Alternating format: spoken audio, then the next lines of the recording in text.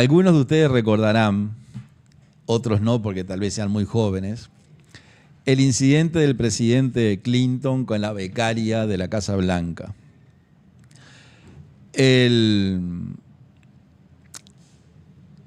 Fue noticia en un tiempo, una noticia de mucho tiempo, en el cual el presidente de Estados Unidos, Bill Clinton, tuvo un romance, o una especie de romance, no voy a entrar en los detalles, con una joven becaria que trabajaba en la Casa Blanca. Por lo visto en Estados Unidos es común, es habitual, es de orden, que en la Casa Blanca, que es la casa de gobierno de Estados Unidos, todos los años van becarios a hacer trabajos temporales, como pasa en el Uruguay y en otros ámbitos, pasa eso también. Bueno, una de esas becarias, que fue a hacer ese trabajo temporal, tuvo un romance con el presidente Clinton, casado con Hillary Clinton, y eso se descubrió en virtud de circunstancia que lo cual se hizo público. Bueno, en Estados Unidos fue un escándalo ese romance que el presidente Clinton tuvo con la becaria. Tuvo consecuencias de todo tipo y color. El presidente Clinton estuvo a punto de ser destituido por ese incidente con la becaria. Y toda la información que salía en aquellos tiempos, en aquella época, cuando era noticia, encuestas que se hicieron en el pueblo de Estados Unidos, en la población de Estados Unidos, en los votantes de Estados Unidos, sobre la situación del presidente Bill Clinton, curiosamente, a la población de Estados Unidos, a los ciudadanos norteamericanos, lo que más, miren qué curioso esto, lo que más rechazaban de la conducta del presidente Clinton, es decir, lo que más condenaban del presidente, no era que hubiera tenido un affair con la becaria. Es decir, eso lo condenaban también, pero lo que más rechazaba el ciudadano de Estados Unidos era que el presidente les mintiera. Una cosa curiosísima. Es decir, el presidente Clinton tenía una mala imagen en la opinión pública de Estados Unidos, no porque le hubieran descubierto un romance con una becaria de la Casa Blanca, que trabajaba en la Casa Blanca, sino porque le había mentido al pueblo de Estados Unidos cuando le preguntaron si había tenido un romance y él lo negaba. Cuando después no pudo negarlo, porque fue público, o sea, había pruebas de que realmente el romance tuvo, el pueblo le quitó el apoyo por haberle mentido. Muchos años antes, el presidente Nixon, Richard Nixon, en la década del 70, el único presidente destituido de Estados Unidos, destituido. El presidente Nixon fue destituido por un famoso caso que se llamó de espionaje, en el cual el presidente de Estados Unidos, Richard Nixon, utilizó los servicios secretos del gobierno norteamericano para espiar, colocó micrófonos y cámaras en la sede del partido político contrario al de Richard Nixon, ¿no? En un hotel, que ese hotel era la sede del partido político contrario al partido de Nixon. Bueno, una noche, unos periodistas que pasaron por el frente del hotel vieron que de madrugada había electricistas trabajando en el tendido eléctrico exterior del hotel. Según lo cuentan ellos mismos después en artículos y en una película incluso que hicieron. Esos periodistas les llamó la atención que estuvieran trabajando a esa hora electricistas, o sea, gente en la fachada del hotel manejando cables, etc. Lo cierto es que fue un hecho casual, una casualidad. Lo cierto es que iniciaron una investigación de qué estaban haciendo los electricistas en la fachada del hotel, y acá nos están saludando desde New Jersey. Bueno, saludos. Hablando de Estados Unidos, hay gente que nos ve de New Jersey, nos ven de Grecia, nos ven de Europa, de España, etc. Bueno, lo cierto es que el presidente Nixon descubre que estaba utilizando los servicios secretos de Estados Unidos para espiar un partido político, o sea, los espías norteamericanos, en lugar de espiar, no sé, a la Unión Soviética, espiaban, lo usó para... Y eso se descubrió, se probó, y el presidente tuvo que renunciar a la presidencia. Ahora, la renuncia del presidente Nixon cuando se hicieron encuestas, si bien era condenable y la ciudadanía de Estados Unidos, o sea, condenaba que se hubiera utilizado los servicios secretos del gobierno para espiar un partido político, lo que más le criticaban al presidente Nixon es que le hubieran mentido. Es decir, cuando le preguntaron al presidente Nixon si había utilizado los servicios secretos para espiar un partido político, él dijo que no. Entonces, la mentira no es algo tan irrelevante como parece. Y yo creo que ese rechazo que tiene la población a la gestión del presidente Yamandu Orsi, que lo dicen las encuestas, todas las encuestas, Opción, Cifra, Consultores, es decir, MPC, todas las empresas de encuestas coinciden en un punto más o algún punto menos en ese rechazo. Yo creo que el rechazo es producto de la mentira. Pero para no apartarme del tema, le puse el ejemplo de Clinton, le puse el tema de Nixon. A Nixon le hicieron salir de la presidencia, a Clinton le hicieron bajar enormemente en su aceptación popular, que era un presidente muy querido, había ganado las elecciones con mucha facilidad, pero el hecho que le mintiera a la gente, el pueblo norteamericano no se lo perdonó. Entonces, acá yo creo que está pasando lo mismo. ¿Por qué esa baja popularidad del gobierno del presidente Orsi?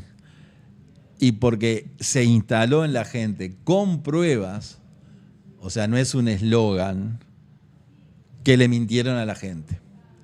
Entonces, cuando nosotros empezamos a calificarlos como el gobierno de los mentirosos, que seguimos calificándolo así, y después de que esa calificación que nosotros hicimos del gobierno de los mentirosos,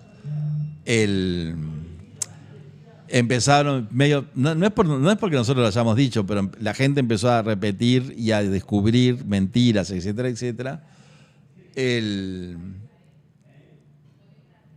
Los dirigentes del Frente Amplio, los dirigentes, importantes dirigentes, salieron a reconocer que sí, que habían mentido. Entonces, lo están reconociendo y lo reconoció el presidente del Frente Amplio, que ahora lo vamos a ver, todavía no, pero ya lo vamos a ver, en un videíto en el cual él dice, prefiero mentir. Y además dice, prefiero mentir para hacer determinadas cosas, y las cosas que dice, que hace, que puede hacer gracias a que mintió, tampoco las hacen. O sea que mintió, mintió 2 veces. Una cosa increíble. Pero no me quiero ir del reportaje del doctor Díaz. El reportaje del doctor Díaz de mañana fue muy importante. Al prosecretario, al copresidente. Porque yo lo escuché, fueron 15 o 20 minutos, pero fueron importantes por lo siguiente. Primero lo noté al doctor Díaz como molesto. Él es una persona que tiene un lenguaje corporal, como yo siempre digo, una persona muy formada jurídicamente, muy preciso en el lenguaje. Es el político, porque es un político Díaz, que tiene más precisión en el lenguaje. Se cuida muchísimo las cosas que dice. Tanto se cuida que cuando algún periodista le quiere decir, porque usted dijo, no dije, él dice, no, yo no dije eso, yo dije esto. O sea que es muy cuidadoso cuando habla el doctor Díaz. Lo que es una virtud, es admirable. Ojalá todos fuéramos así. Y ahora voy a decir por qué digo esto. Lo noté molesto con la situación con su Ministerio de Justicia. ¿Por qué digo que lo noté molesto? Primero porque hizo como una amenaza que incluso yo la tomé, venía en el auto y digo, bueno, tenemos que tener cuidado. Porque en un momento de la nota dice, es muy fácil decir cosas si se tienen fueros. Ojo con esto que dijo el doctor Díaz. Él estaba hablando del senador Ojeda, que lo trató de ladrón. Por eso digo que estaba como sacado el copresidente. Porque al senador Ojeda, que ayer me mandé un mensaje con Ojeda, lo trató de ladrón. Que el doctor Díaz trate de ladrón a un senador es rarísimo. Pero dijo, el ladrón cree que son todos de la misma condición, dijo el senador Ojeda. Hoy de mañana, el viernes vamos a traer el audio. Dice el doctor Ojeda, hablando del senador Andrés Ojeda, dijo, bueno, el ladrón cree que son todos de la misma condición. O sea, el ladrón cree que son todos ladrones. Ergo, al doctor Ojeda lo trató de ladrón. Una cosa rarísima en la boca del doctor Díaz, que tiene tanta precisión en el lenguaje, porque tiene precisión. Dijo, ojo con opinar sin fueros.